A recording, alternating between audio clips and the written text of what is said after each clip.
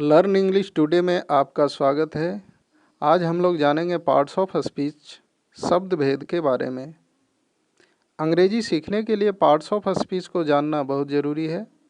अंग्रेजी के जितने भी शब्द हैं उन सभी शब्दों को पहचाने बिना अंग्रेजी सीख पाना मुश्किल है। इन वाक्यों को देखें। Shyam is a doctor. My father believes in honesty. He is a good boy.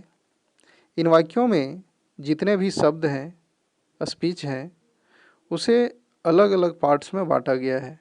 जैसे Shyam noun, is verb, a article, doctor noun, my possessive adjective, father noun, believes verb, in preposition, honesty noun, he pronoun, is verb, a article, good adjective, boy noun.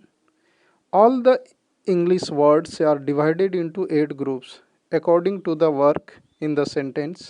Each group is called parts of speech. अंग्रेजी के जितने भी शब्द हैं उसे कार्य के अनुसार 8 भागों में बांटा गया है।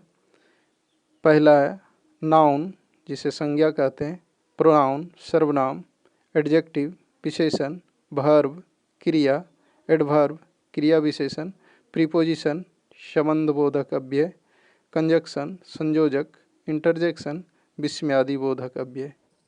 आइए जानते हैं इन 8 भेद के बारे में, जिसमें सबसे पहला है नाउन, संज्ञा। A noun is the name of a person, animal, place, thing, feeling और आइडिया। किसी व्यक्ति, जानवर, स्थान, वस्तु या भाव के नाम को संज्ञा कहते हैं। किसी व्यक्ति से मतलब इस दुनिया में जितने भी व्यक्ति, स्त्री पुरुष हैं, वो सभी नाउन में आते हैं। जैसे मोहन, सोहन, सीता, गीता इत्यादि।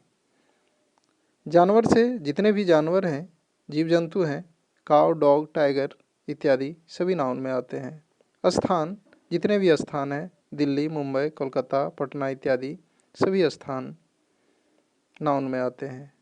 वस्तु, आपके अगल बगल जितने भी वस्तुएं दिख रही है वो सभी वस्तुएं, book, rice, pen, cycle, chair, table इत्यादि सभी नाउन में है।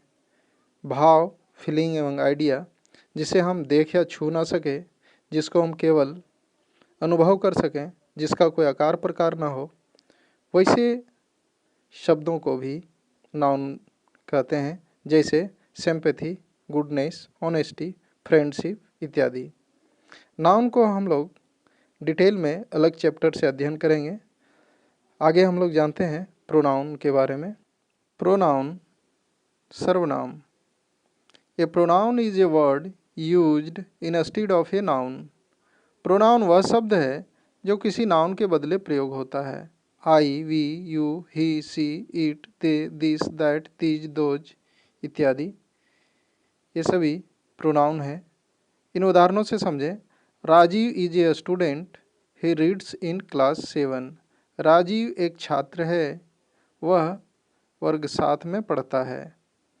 यहाँ ही का प्रयोग राजीव के बदले आया है। राजीव नाउन है और उस राजीव के बदले ही का प्रयोग किया गया है। Meena is a doctor, her father is a teacher. Meena एक डॉक्टर है और उसके पिता शिक्षक हैं। किसके पिता? मीना के पिता। मीना के बदले हर का प्रयोग किया गया है। आगे एडजेक्टिव विशेषण। An adjective is a word used to qualify noun and pronoun. Adjective वह शब्द है जो नाउन या प्रोनाउन की विशेषता बतलाता है। इन उदाहरणों से समझें। Raju is a good boy, Raju एक अच्छा लड़का है। यहाँ राजू की विशेषता बतला रहा है। राजू कैसा है? एक अच्छा लड़का है। सी इज ब्यूटीफुल, वह सुंदर है। कौन सुंदर है? वह। यहाँ सी प्रोनाउन है जिसकी विशेषता बतला रहा है। दिस पेन इज रेड, यह कलम लाल है। कलम कैसा है? लाल है। He is an honest person, वह एक ईमानदार व्यक्ति है। यहाँ व्यक्ति कैसा है? ईमानदार है। इन वाक्यों में गुड, ब्यूटीफुल, रेड एवं ऑनेस्ट एडजेक्टिव है जो किसी नाउन या प्रोनाउन की विशेषता बतला रहा है। वर्ब क्रिया, a verb is a word which denotes an action, possession, relation और ए स्टेट ऑफ बीइंग। वर्ब वह शब्द है जिससे किसी के कार्य, अधिकार, संबंध या अवस्था का बोध होता है। इन उदाहरणों से समझें।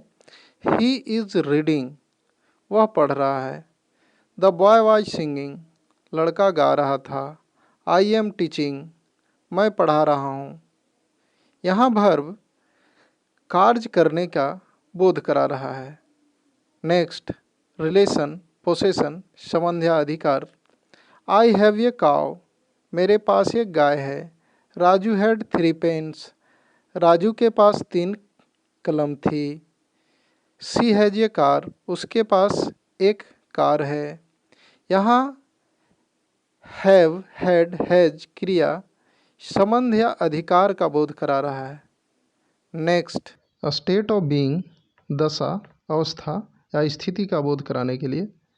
आई एम हैप्पी, मैं खुश हूँ। शी इज़ ब्यूटीफुल, वह सुंदर है। दे आर लेजी, वे लोग आलसी हैं। मोहन इज़ टॉल, मोहन लंबा है।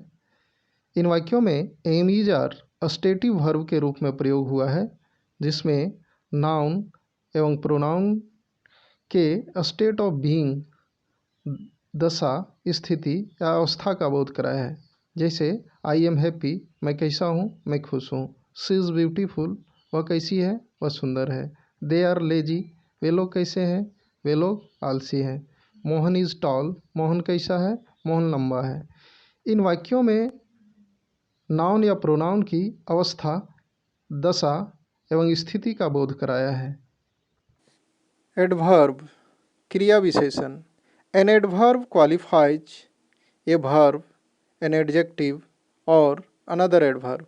एडवर्ब वह शब्द है जो किसी वर्ब, एडजेक्टिव या दूसरे एडवर्ब की विशेषता बतलाता है। इन उदाहरणों से समझें। द बॉय रन्स स्लोली, लड़का धीरे धीरे दौड़ता है। दौड़ना क्रिया यहाँ है, रन्स क्रिया है। इसकी विशेषता बतला रहा है कि वह कैसे दौड़ रहा है, तो धीरे धीरे दौड़ रहा है।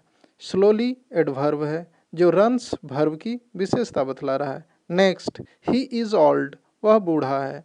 यहाँ ओल्ड एडजेक्टिव है और आगे ही इज़ टू ओल्ड, वह बहुत बूढ़ा है। उस एडजेक्टिव की विशेषता टू एडवर्ब बता रहा है। यहाँ टू एडवर्ब है, ओल्ड एडजेक्टिव की विशेषता बतला रहा है। नेक्स्ट, शी वॉक्स स्लोली, वह धीरे धीरे टहलती है। यहाँ वॉक्स वर्ब है जो स्लोली एडवर्ब उसकी विशेषता बतला रहा है। आगे शी वॉक्स वेरी स्लोली, यहाँ स्लोली एडवर्ब की विशेषता वेरी एडवर्ब बता रहा है।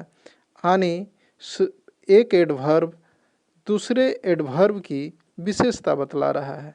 Next, he is a good boy, वह एक अच्छा लड़का है। गुड एडजेक्टिव है। ही is a very good boy, वह बहुत अच्छा लड़का है। यहाँ गुड एडजेक्टिव की विशेषता वेरी एडवर्ब बता रहा है। आगे इन चीज़ों को और भी डिटेल में हम लोग अलग से पढ़ेंगे। नेक्स्ट, कुछ और महत्वपूर्ण एडवर्ब्स हैं जिसे जान लें। Slowly, carefully, beautifully, clearly, quickly, loudly, sadly, hardly, very, too, yesterday, today, soon, here, there इत्यादि ये कुछ महत्वपूर्ण एडवर्ब्स हैं। नेक्स्ट, प्रीपोजिशन, संबंध सूचक अव्यय। A preposition is a word placed before a noun और a pronoun to show its relation to some other word in the sentence. Preposition वह शब्द है जो किसी नाउन या प्रोनाउन के पहले आकर उस नाउन या प्रोनाउन का संबंध वाक्य में प्रयुक्त किसी अन्य शब्द से कराता है। इन उदाहरण से समझें। The book is on the table, किताब टेबल के ऊपर है। I am writing with a pen, मैं कलम से लिख रहा हूँ। इन वाक्यों में बुक और टेबल के बीच ऑन एवं विथ, आई और पेन के बीच का संबंध बतलाने का काम कर रहा है। अगर ऑन या विथ को हटा देते हैं तो वाक्य का संबंध टूट जाता है और इसका अर्थ सही नहीं होता है। कुछ महत्वपूर्ण प्रीपोजिशंस हैं in, into, on, at, to, with, without, of, among, between, under, over, below, after, before, for, up, since, from, by, behind, towards, etc. Conjunction, संयोजक। A conjunction is a word used to join words, phrases, clauses और sentences together. Conjunction वह शब्द है जो शब्दों, शब्द समूहों, वाक्यांशों, उपवाक्यों या वाक्यों को जोड़ता है। जैसे Ram and Shyam are friends. Ram और श्याम दोस्त हैं। यहाँ राम और श्याम को एंड कंजक्शन से जोड़ा गया है। You will pass if you work hard.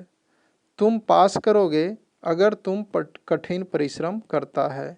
If, यहाँ इफ़ से दो वाक्यों को जोड़ने का काम किया है।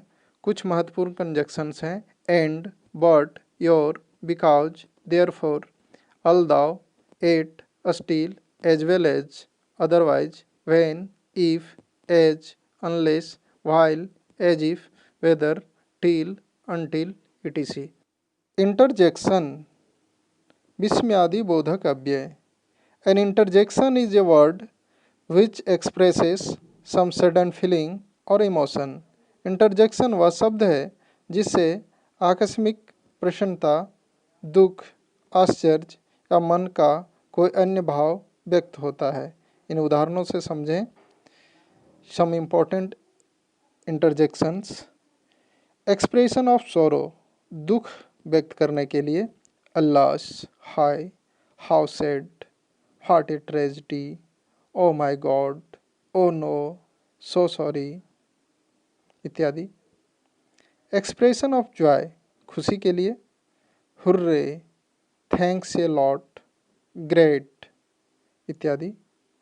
एक्सप्रेशन ऑफ सरप्राइज, आश्चर्य का बोध कराने के लिए अमेजिंग, फैंटास्टिक, माय गुडनेस, फाट इत्यादि।